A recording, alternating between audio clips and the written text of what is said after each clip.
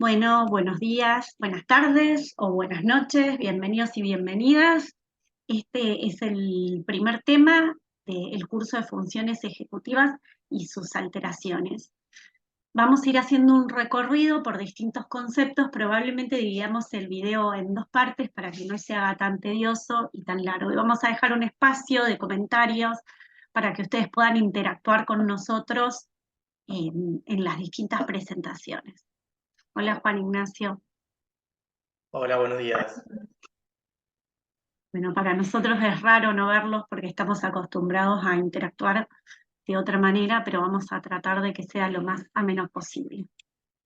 El primer texto que vamos a utilizar es un texto que hicimos la autora Intros y yo, que está en un libro que originalmente se llamaba ¿Quién dirige la batuta? Y al que pueden acceder a este capítulo de manera total en su versión original, digamos. Las modificaciones están en este libro que ven acá abajo, que es como una reedición que se hizo de funciones ejecutivas. Son muy parecidos, solo que el que está en el libro del 2021 está un poquito más actualizado. Primeramente, queríamos comentarles como la problemática que hay en torno a las funciones ejecutivas. Y una de las primeras problemáticas, entre varias que vamos a ir viendo a lo largo del curso, es la superposición teórica entre términos. Acá yo les traje un texto que salió en el 2017, que me lo había mandado Juan en su momento, que tiene que ver con una revisión conceptual que se hace de distintos términos que se ven asociados en la literatura. Fíjense el título, sobre las relaciones de la autorregulación, el autocontrol, las funciones ejecutivas, el control esforzado, el control cognitivo, la impulsividad, la toma de riesgo y la inhibición en el desarrollo de psicopatologías. Todos estos términos son términos que tienen muchísimas cosas en común y que a veces se los toma como sinónimos, aunque no lo son. Esto genera una problemática en relación a la conceptualización que tiene que ver con algo que se llama la falacia del jingle-jangle o del jingle-jangle, que tiene que ver con que a veces eh, dos cosas diferentes son iguales, pero porque llevan el mismo nombre. Es decir, que solo por llamarse de la misma manera nosotros asumimos que son la misma cosa. Y acá tenemos el ejemplo de definiciones de autocontrol totalmente distintas, pero que se asume que es lo mismo. Por ejemplo, el autocontrol como supresión esforzada de estímulos, pero también se piensa el autocontrol como tácticas para resolver objetivos y conflictos. Ya vemos que son diferentes, pero se agrupan bajo el mismo nombre. Y la otra problemática que tenemos es lo que se llama la falacia de Jungle, que tiene que ver con que dos cosas idénticas se consideran diferentes porque están etiquetadas de diferente manera. Por ejemplo, el autocontrol, la autorregulación y el control esforzado. Es decir, por el solo hecho de tener nombres distintos se asumen que son diferentes. Esta falacia tiene una consecuencia en un montón de cosas que vamos a conversar durante este seminario. Tiene una consecuencia en cuando hablamos en relación a la estructura de estas funciones, cómo se estructuran, cómo se agrupan, cuántas son, cuál es la definición de esta. Tiene una implicancia en el desarrollo de estas funciones, porque imagínense si venimos arrastrando, que no sabemos si estamos hablando de lo mismo o de cosas diferentes, imagínense lo que es estudiar estas cosas a lo largo del desarrollo, cuando ni siquiera estoy o acuerdo en relación a una estructura. Obviamente tiene implicancias en la evaluación, porque ¿qué estoy evaluando? ¿De qué manera lo estoy evaluando? Cuando evalúo con tal técnica, ¿estoy evaluando efectivamente este constructo? ¿Estoy evaluando la inhibición? ¿Estoy evaluando la memoria de trabajo? Y por supuesto, de arrastre sobre el último punto que no vamos a tratar en este curso, que es sobre la intervención.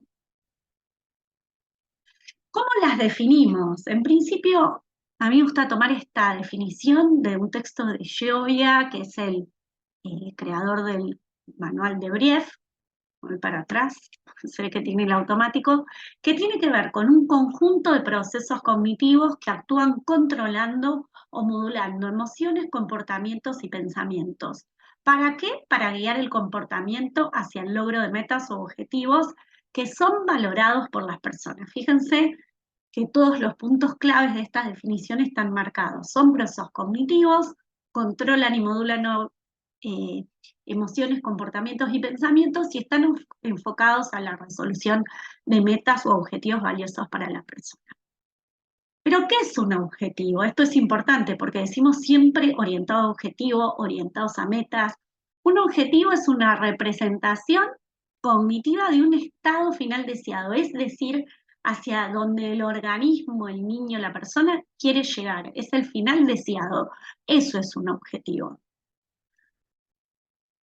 En relación a esto, si bien Juan Ignacio lo va a retomar después, para nosotros era importante hacer esta distinción que después la vamos a desarmar a lo largo del curso, es si está bien hablar de funciones ejecutivas o hay una función ejecutiva. Porque si bien durante los últimos 20 años empezamos a hablar de manera plural de funciones ejecutivas, hay evidencias de que esta diferenciación se produce a lo largo del desarrollo. ¿Qué quiere decir? Hay bastante acuerdo, si bien acá nunca vamos a hablar de un acuerdo del 100% en todo, pero hay bastante acuerdo en que en edades preescolares no existe tal diferenciación y hay como si fuera una función ejecutiva general, hay como una unidad, no se diferencian entre procesos, etc. Entonces, en niños preescolares a veces es más acertado o más correcto hablar de una función ejecutiva general. Y a partir del inicio de la escolaridad, con determinados hitos que van sucediendo en el desarrollo del niño, sí empezar a pensar que estas funciones se empiezan a diferenciar. Durante la niñez, la adolescencia, y así como se van diferenciando, existen algunos estudios que dicen que más en la vida adulta existe un proceso de desdiferenciación. Es decir, que vuelven a funcionar según algunos modelos más desde un modelo unitario. Esto tiene implicancias, por supuesto, en la evaluación de estos procesos, porque imagínense, si yo estoy pensándolos como una unidad de nivel preescolar, a veces tengo que tener una lectura más global de los resultados de las pruebas que aplico y a veces no es necesario someter al niño a un proceso de evaluación exhaustivo de cada una de las funciones ejecutivas. En relación a cómo está el estado del arte en la literatura, se han identificado más de 32 definiciones distintas y existe un considerable grado de superposición entre modelos y definiciones. Hasta la fecha, el modelo más citado, que es del que vamos a hablar en este curso, es el modelo del marco de la unidad en la diversidad. Según Google, fíjense que tiene al febrero de 2023 17.790 citas.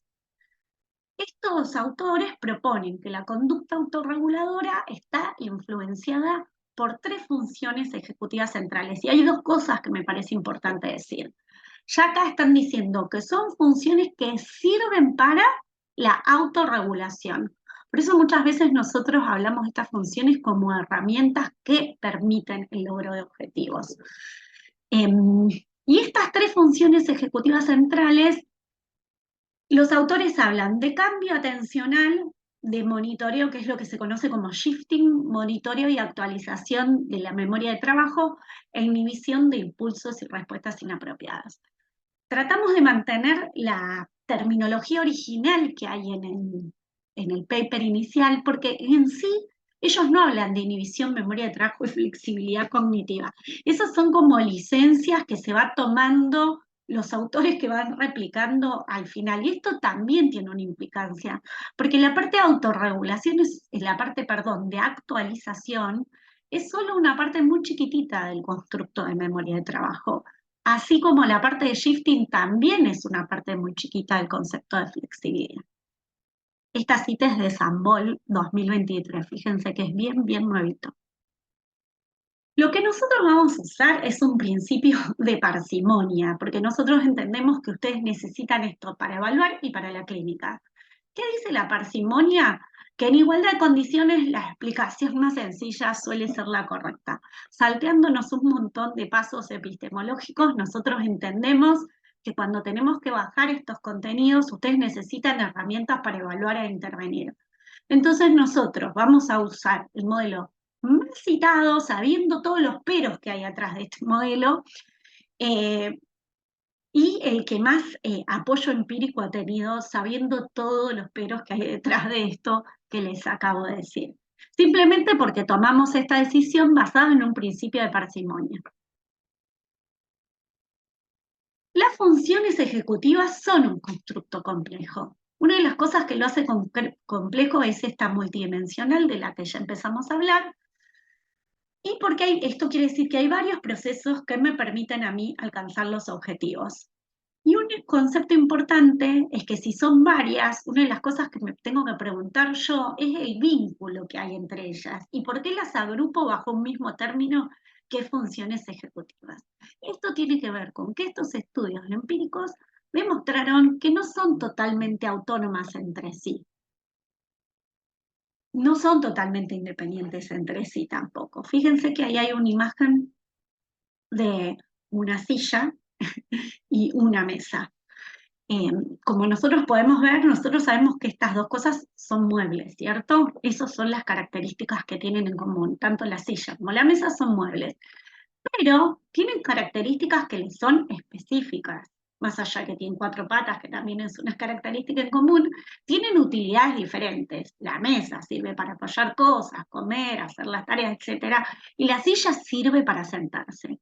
Con estas sencillas palabras les acabo de introducir el modelo de la unidad en la diversidad. Es decir, que tienen las características en común, son muebles, y tienen características específicas, sirven para sentarse, comer, etc.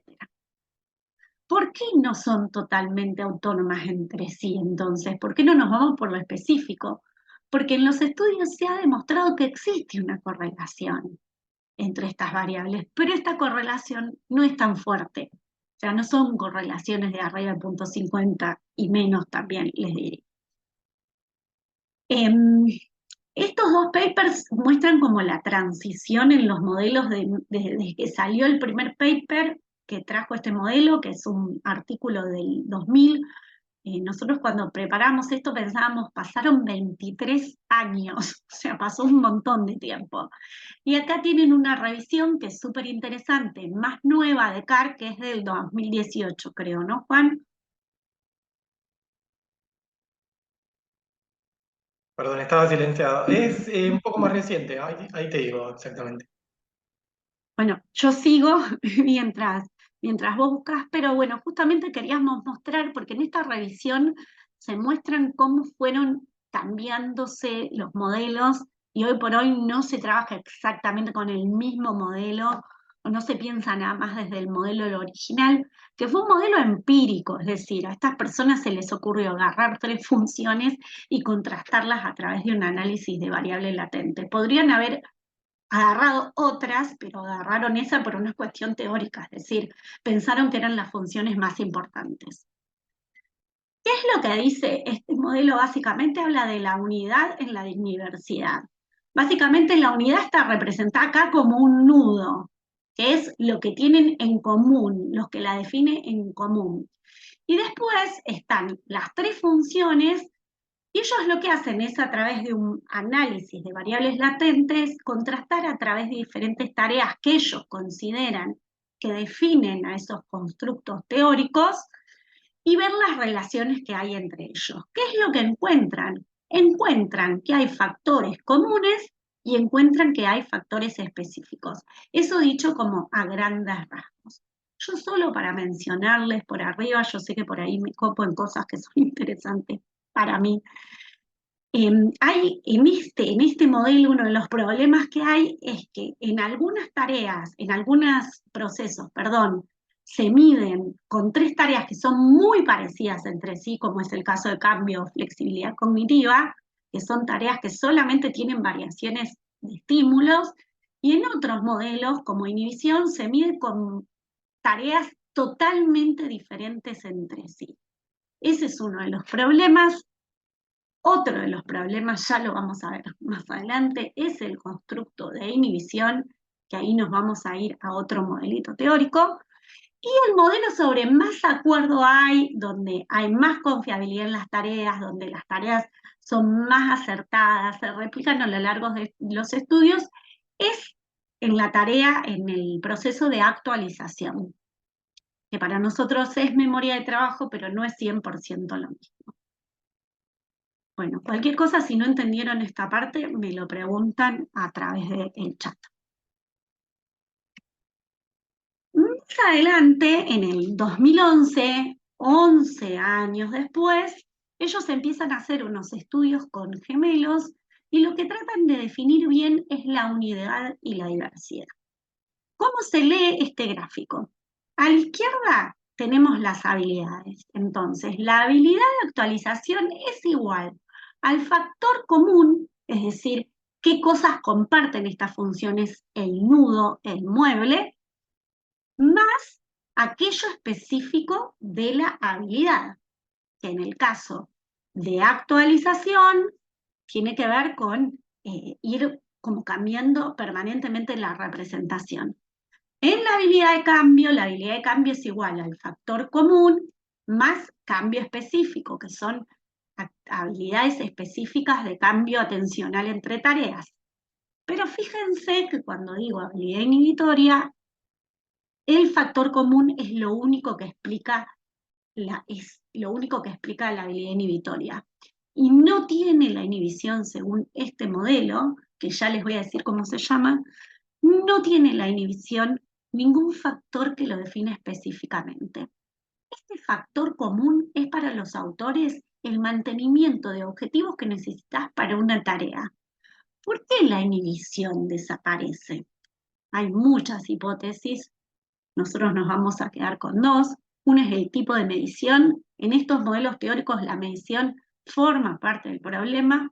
Uno es el tipo de medición que se utiliza, que son muy dispares las formas de evaluar, y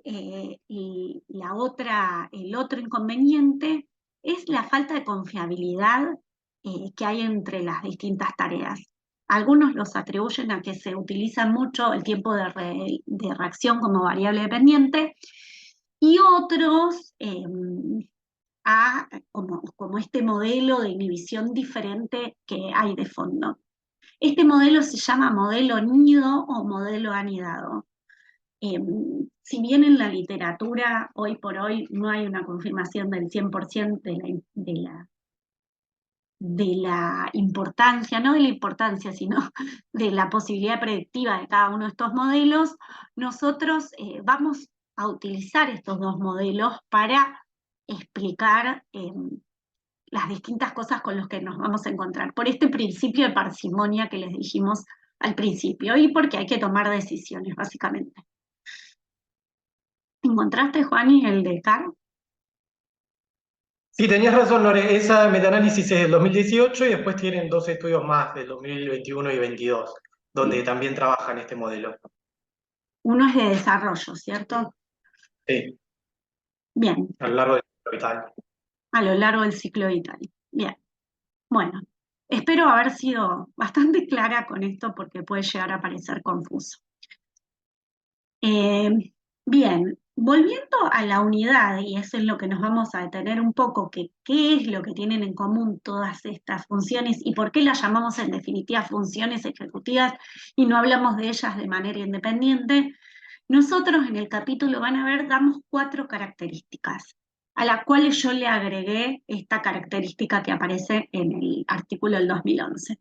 Son procesos de control, intervienen en situaciones novedosas, son procesos de alto orden que intervienen sobre otros procesos cognitivos y contribuyen al comportamiento adaptativo. Acá sobre el costado, la franjita del costado, lo que dice es que permiten mantener activos los objetivos de las tareas.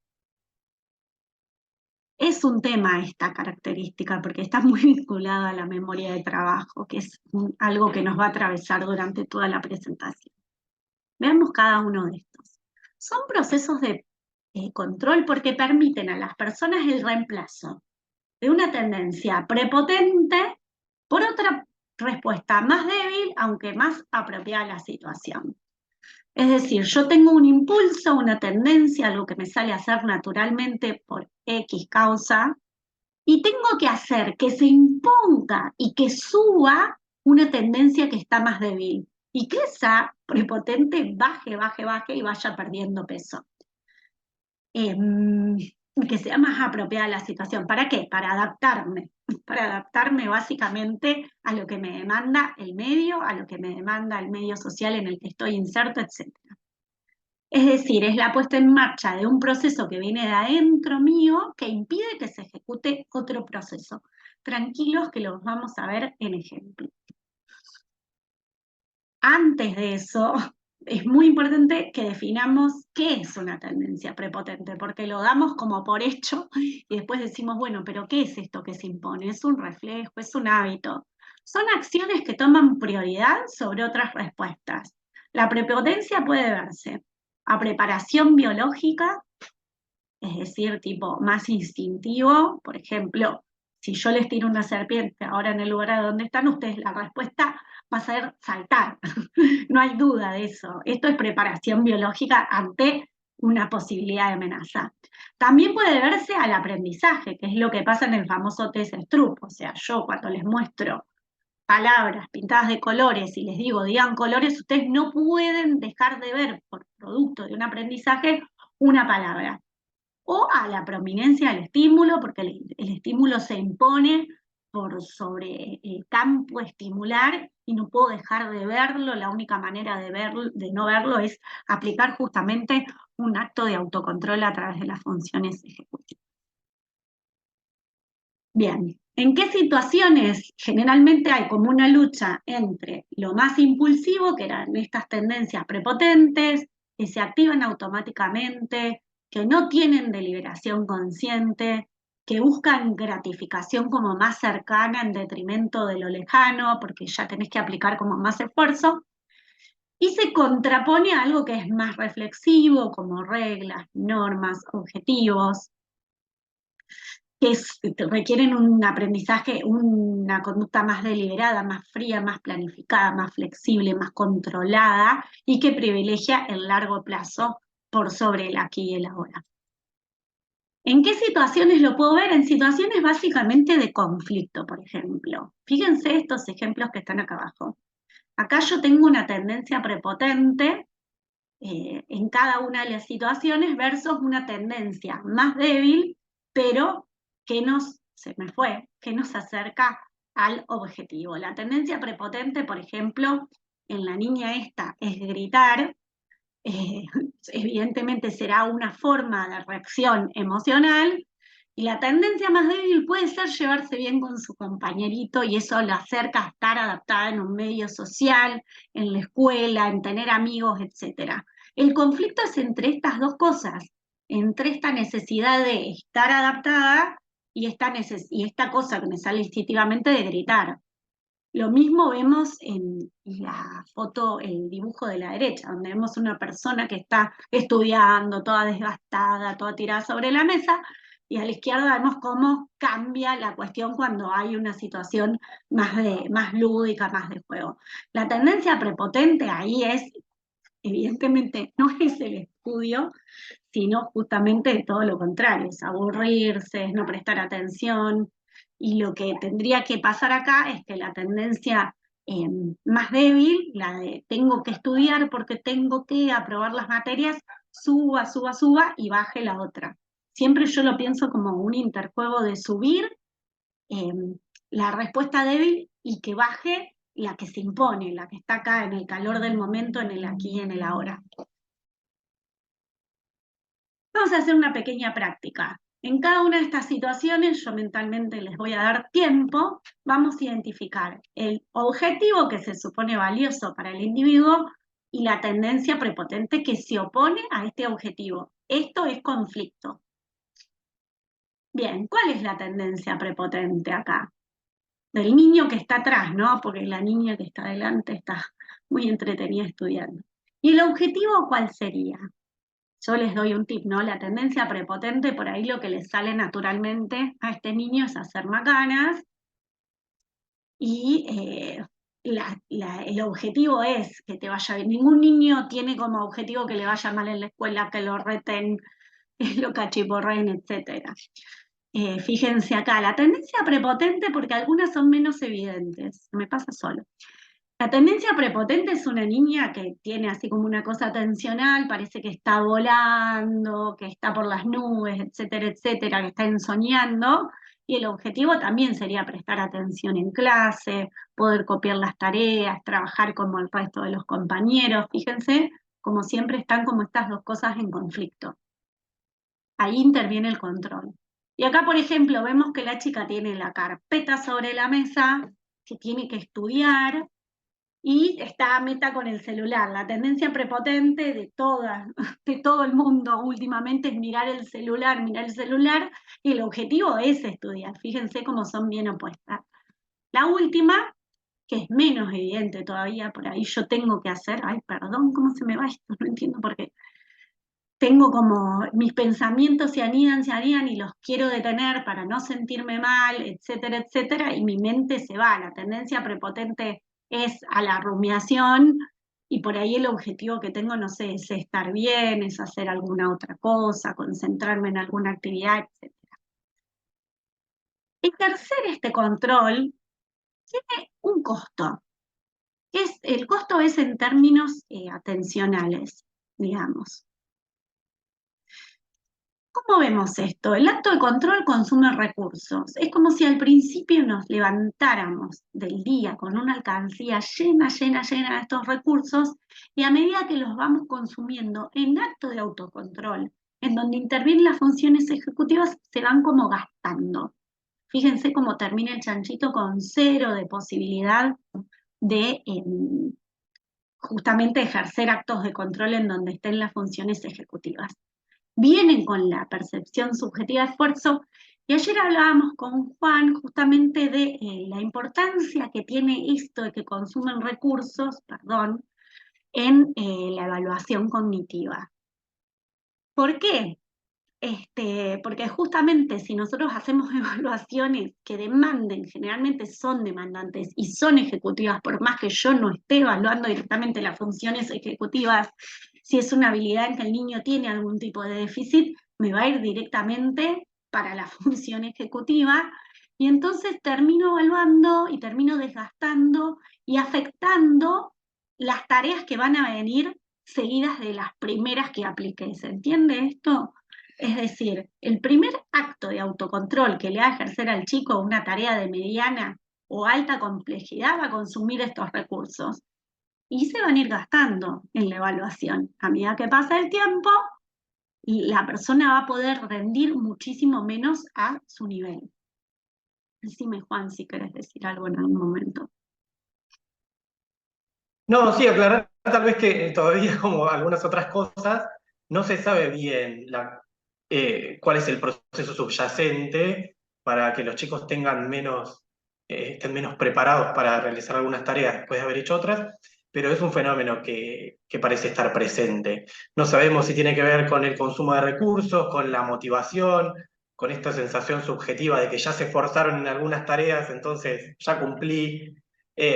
Las explicaciones de ahí son varias, pero bueno, es importante tener en cuenta que esto ocurre para la evaluación. Está bien, justamente ocurre, como dice Juan, no se sabe bien por qué, incluso han llegado a decir que es el consumo de glucosa. Ninguna está probada 100%, así que nada, es un hecho objetivo, ocurre, aunque 100% no se sabe por qué esto ocurre. Habíamos dicho que intervenían en situaciones nuevas y complejas, situaciones que no pueden ser resueltas a través de rutinas y hábitos bien establecidos, es decir, si es un acto de leer algo sencillo, eso no me cuesta, no me insume recursos. Ahora, si a mí me piden comprender eso, este, ya es una situación nueva y compleja. Ahora vamos a ver ejemplos para que esto quede claro. Para realizar cualquier actividad novedosa tenemos que evitar pensar en otras cosas. Por ejemplo, esto cuando lo hice en el momento, yo trataba de pensarlo en mis hijos y decir, bueno, tengo que estudiar y no pensar en el próximo pase de batalla de Fortnite, que ahora están todos como locos porque salió un pase de batalla nuevo.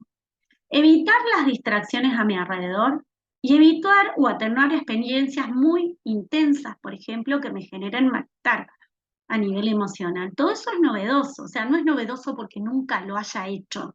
Es novedoso justamente porque requiere estas tres cosas.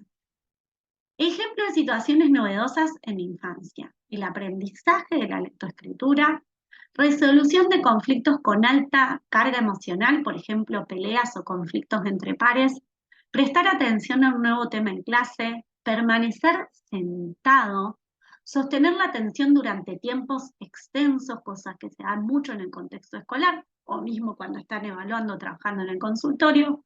Cualquier nuevo aprendizaje motriz, el que sea: atar cordones, usar cubiertos, bañarse solo, peinarse, barrer, cualquier actividad en la casa que se les ocurra. Cualquier nuevo aprendizaje cognitivo, cualquier nueva enseñanza de palabras nuevas, de procedimientos matemáticos nuevos, resolución de problemas, geometría. Inhibir emociones fuertes, prepotentes en el momento. Hay más. La idea nuestra también era mostrarles que intervienen muchas situaciones que no solamente tienen que ver con el aprendizaje. Ninguna función cognitiva está pensada nada más para el aprendizaje escolar. Aunque parezca una verdad de perogrullo, me parece importante resaltar esto. Actúan, otra parte de la definición que habíamos visto era que actúan o intervienen modulando otros procesos, como ser la comprensión lectora, la resolución de problemas, el razonamiento, la atención. Intervienen en la atención. Nosotros no tomamos la atención como una función ejecutiva, sino que pensamos que estas funciones intervienen en la atención dirigida, voluntaria, sostenida, selectiva, en la memoria, en la codificación, en el almacenamiento, en la recuperación, en el control del comportamiento, de las respuestas motoras y en el control de las emociones. Obviamente a estas alturas ya estamos deduciendo la importancia que tienen estas funciones, intervienen en toda esta cantidad de cosas. Y por último, contribuyen al comportamiento adaptativo, es decir, un comportamiento ajustado al contexto y al cumplimiento de nuestras propias metas y objetivos. Vamos a ver un ejemplo que a nosotros nos gusta utilizar mucho de todo esto en un salón de clases, ¿no? Los nenes entran a clase y cuelgan las mochilas Después vamos a hacer una actividad, así que hay que prestar atención. Entran a la clase y cuelgan las mochilas en el lugar del perchero asignado. La maestra canta la canción a la hora del cuento. Al escucharla se sienta en un círculo. Suena un ruido fuerte y constante y todos miran para afuera. La seño les pide mediante un ejercicio que traten de ignorar el ruido de la calle. Saca 3 cuentos y acuerda levantando las manos qué cuento quieren escuchar. La seño lo cuenta y todos escuchan atentamente y permanecen callados mientras la seño habla. Hace preguntas sobre el cuento. Es la hora de salir al patio. Salen y suben las escaleras del tobogán y se tiran por él. Se empiezan a atropellar en la escalera del tobogán y se les pide que aguarden su turno y lo hacen. Algunos piden ir al baño y van solos. Al momento de irse a su casa buscan sus pertenencias y se ponen sus camperas.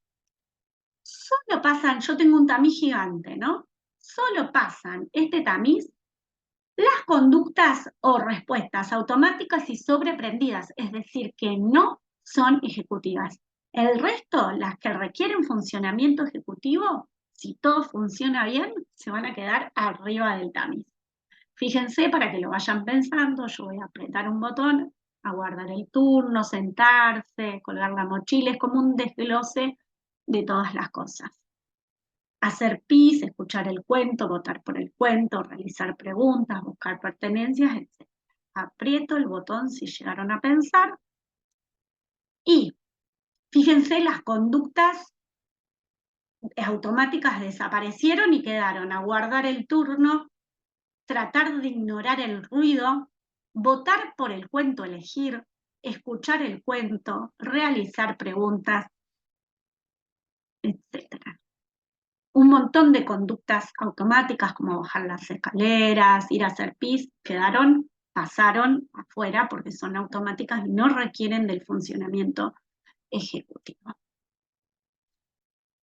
Por último, les queríamos dar como el marco general en el que nos manejamos nosotros, que si bien lo fui repitiendo varias veces a lo largo de esta primera parte de la presentación, nosotros consideramos y vamos a trabajar sobre estas tres estos tres procesos, memoria, trabajo, inhibición y flexibilidad, como herramientas que permiten la regulación de la cognición, el comportamiento y la emoción.